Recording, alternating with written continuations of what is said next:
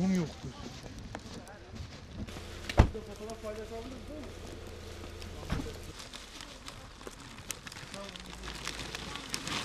Onun eve getiriyor yazıklar.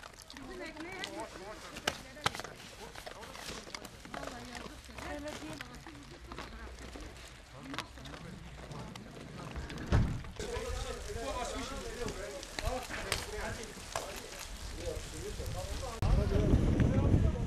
Ha oraya bırak.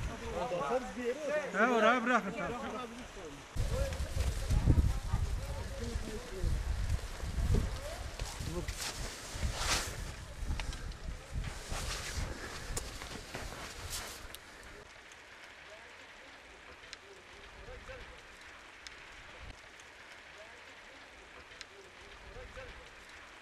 Büyükşehir Belediyesi Hayvan Bakım ve Rehabilitasyon Merkezimiz Çaldıran'daki hava ve iklim koşullarına soğuk olmasından dolayı biz buradaki hayvanlar için kulübe, barınabilecekleri kulübe yaptık. Mama dağıtımı, burada 300 kilograma yakın mama dağıtımı, su, aşı ve burada bulunan hayvanlar için aşılama çalışmalarını yaptık.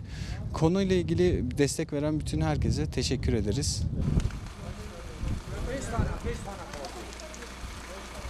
Büyükşehir Belediye'mizde Çaldıran'ı ziyaret ederek buradaki şu an soğuktan üşüyen hayvanlar için kulübeler bıraktık.